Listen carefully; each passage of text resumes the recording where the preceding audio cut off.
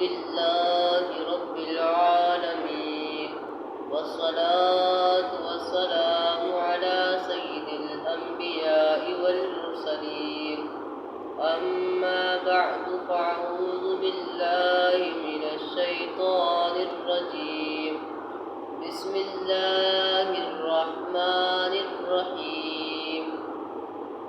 الذين يأكلون الربا لا يقومون إلا كما يقوم الذي يتخبطه الشيطان من المس، ذلك بأنهم قالوا إنما البيع مثل الربا، وأحل الله البيع وحرم الربا، فمن جاءه موعظة من ربه فانتهى فله ما سلف وأمره إلى الله، ومن عاد فأولئك أصحاب النار هم فيها خالدون.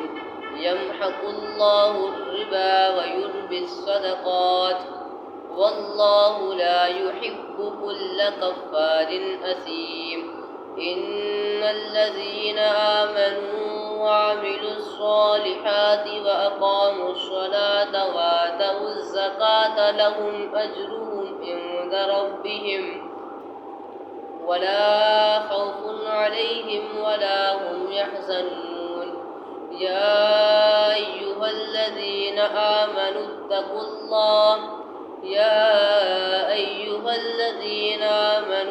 الله وذروا ما بقي من الربا إن كنتم مؤمنين، فإن لم تفعلوا فأذنوا بحرب من الله ورسوله، وإن تبتم فلكم رؤوس أموالكم لا تظلمون ولا تظلمون. صدق الله العظيم، وصدق رسوله النبي الأمين الكريم. الصلاة والسلام على سيد الأنبياء والمرسلين. الصلاة والسلام عليك يا رسول الله. الصلاة والسلام عليك يا حبيب الله. الصلاة والسلام على نبي الله وعلى آلك وأصحابك يا نور اللہ۔ آج کا موضوع سود کی نحوست کے بارے میں ہے۔ آئیے ہم سنتے ہیں درود شریف کی فضیلت۔ ایک شخص نے خواب میں خوفناک شکل دیکھی تو اس نے گھبرا کر پوچھا، تم کون ہو؟ تو اس نے کہا، میں تیرے اعمال ہوں۔ تو اس شخص نے کہا، تجھ سے بچنے کی صورت کیا ہوگی؟ تو ان اعمالوں نے کہا، تو اس شخص کے اعمال نے کہا کہ تم کثرت کے ساتھ درود پاک کی کثرت کرو، کہ تم درود کثرت کے ساتھ پڑھو۔ صلو علی الحبیب صلی اللہ تعالی علی محمد صلی اللہ علیہ وآلہ وسلم۔ جیسے کہ میں نے آپ کے سامنے قرآن پاک کی آیت کریمہ پڑھی، میٹھے میٹھے اسلامی بھائیوں، سود قطعی حرام اور جہنم میں لے جانے والا کام ہے۔ اس کے حرام کا انکار کرنے والا کافر ہے، اور جو شخص حرام سمجھ کر اس بیماری میں مبتلا ہو وہ فاسق اور مردود الشہادت یعنی اس کی گواہی قبول نہیں کی جاتی۔ اللہ تعالیٰ نے قرآن کریم میں اس کی بھرپور مذمت فرمائی ہے۔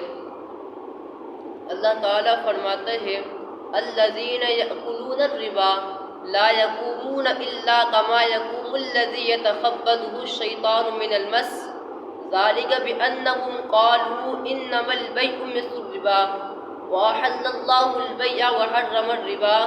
ترجمہ کنزلیمان، وہ لوگ جو سود کھاتے ہیں قیامت کے دن وہ کھڑے نہیں ہوں گے مگر جیسے کھڑا ہوتا ہے وہ جسے آسیب نے چھو کر پاگل کر دیا، اس لیے کہ انہوں نے کہا ان لوگوں نے کہا کہ خرید و فروخت بھی تو سود ہی کی طرح ہے، تو اللہ تعالیٰ نے فرمایا وَأَحَلَّ اللَّهُ الْبَيْعَ وَحَرَّمَ الرِّبَا، اور اللہ نے خرید و فروخت کو حلال کیا اور اللہ نے سود کو حرام کر دیا۔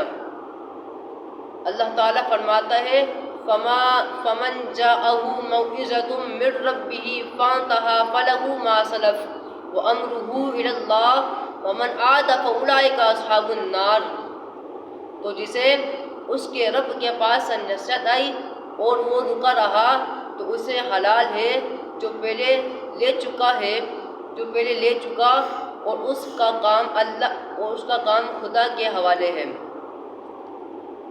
اور جو ایسی حرکت اب کرے گا اور جو واپس ایسی حرکت کرے گا وہ جہنم میں داخل ہوگا اور وہ ہمیشہ جہنم میں ہی رہے گا۔ اللہ نے آگے فرمایا یمحق اللہ الربا ویربی الصدقات واللہ لا یحب کل کفار اثیم، اللہ ہلاک کرتا ہے سود کو اور صدقے کو بڑھاتا ہے۔ واللہ لا یحب کل کفار اثیم، اللہ کو پسند نہیں آتا وہ شخص جو ناشکرہ ہے اور بہت بڑا گناہ گار ہے۔ ان الذین آمنوا وعملوا الصالحات واقاموا الصلاة وآتوا الزکاة لهم اجرهم عند ربهم ولا خوف علیہم ولا هم یحزنون، بے شک وہ لوگ جو ایمان لائے اور اچھے کام کیے، نیک اعمال کیے، نمازیں ادا کی، نماز قائم کی اور زکوٰۃ ادا کی، ان کے لیے بہت بڑا اجر ہے ان کے رب کے پاس۔ ولا خوف علیہم ولا هم یحزنون، اور نہ وہ غمگین ہوں گے نہ انہیں کوئی خوف ہوگا۔ یا ایھا الذین آمنوا اتقوا اللہ وذروا ما بقی من الربا ان کنتم مؤمنین، اے ایمان والو اللہ سے ڈرو اور چھوڑ دو جو باقی سود رہ گیا اگر تم مسلمان ہو۔ حضرت سیدنا علامہ مولانا محمد نعیم الدین مراد آباد رحمۃ اللہ تعالی علیہ اس کی تفسیر میں فرماتے ہیں یہ آیت ان اصحاب کے حق میں نازل ہوئی جو سود کی حرمت نازل ہونے سے پہلے سودی لین دین کیا کرتے تھے اور ان کی سودی لین دین کی رقمیں دوسروں کے پاس موجود تھیں۔ اس میں حکم دیا گیا کہ سود کی حرمت نازل ہونے کے بعد سابق کے مطالبہ بھی واجب الترک ہے اور پہلا مقرر کیا ہوا سود بھی اب لینا جائز نہیں۔ اس کے بعد اللہ تعالیٰ نے ارشاد فرمایا فَإِن لَّمْ تَفْعَلُوا فَأْذَنُوا بِحَرْبٍ مِّنَ اللَّهِ وَرَسُولِهِ وَإِن تُبْتُمْ فَلَكُمْ رُءُوسُ أَمْوَالِكُمْ لَا تَظْلِمُونَ وَلَا تُظْلَمُونَ، ترجمہ کنزلیمان، پھر اگر تم ایسا نہ کرو تو یقین کر لو اللہ اور اس کے رسول سے لڑائی کا، اور اگر تم توبہ کرو تو اپنا اصل مال واپس لے لو۔ لا تظلمون ولا تظلمون، نہ تم کسی کو نقصان پہنچاؤ اور نہ کوئی تمہیں نقصان پہنچائے۔ اس کی تفسیر میں حضرت سیدنا علامہ محمد نعیم الدین مراد آبادی رحمۃ اللہ تعالی علیہ فرماتے ہیں یہ وعید اور تحدید میں مبالغہ اور تشدید ہے، یعنی کسی کے مجال کے اللہ اور اس کے رسول سے لڑائی کا تصور باندھے، اللہ اور اس کے رسول سے لڑائی کا گمان کرے۔ چنانچہ ان اصحاب نے اپنے سودی مطالبے چھوڑے اور یہ عرض کی کہ اللہ اور اس کے رسول سے لڑنے کی ہم میں طاقت نہیں، ہم میں ہمت نہیں، اور ہم توبہ کرتے ہیں۔ اب احادیث مبارکہ میں سود کی حرمت سنتے ہیں۔ شہنشاہ مدینہ صلی اللہ تعالی علیہ وآلہ وسلم نے ارشاد فرمایا سات چیزوں سے بچو جو کہ تباہ برباد کرنے والی ہیں۔ صحابہ کرام نے عرض کی یا رسول اللہ صلی اللہ تعالی علیہ وآلہ وسلم وہ 7 چیزیں آخر ہے کون سی؟ ارشاد فرما دیجیے۔ اللہ کے رسول صلی اللہ تعالی علیہ وآلہ وسلم نے فرمایا اے میرے صحابہ کبھی اللہ کے ساتھ کسی کو شریک نہ کرنا، کبھی اللہ کے ساتھ کسی کو شریک نہ کرنا، ہلاک ہو جاؤ گے، برباد ہو جاؤ گے، ہلاک ہو جاؤ گے، برباد ہو جاؤ گے، تباہ و برباد ہو جاؤ گے۔ نمبر 2، کبھی جادو نہ کرنا، برباد ہو جاؤ گے، ہلاک ہو جاؤ گے۔ نمبر 3، اسے ناحق قتل نہ کرنا جس کا قتل اللہ نے حرام کر دیا، تباہ و برباد ہو جاؤ گے۔ چوتھے نمبر پر فرمایا سود مت کھانا، برباد ہو جاؤ گے۔ جب اللہ کے رسول نے فرما دیا کہ سود نہ کھانا اور تم سود کا مال لے کر اپنے کاروبار میں لگاتے ہو تو یار بتاؤ تمہارا کاروبار کیسے چمک سکتا ہے؟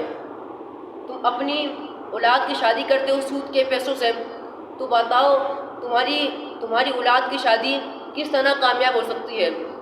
چوتھے نمبر فرمایا کبھی یتیم کا مال نہ کھانا، برباد ہو جاؤ گے، تباہ و برباد ہو جاؤ گے، ہلاک ہو جاؤ گے۔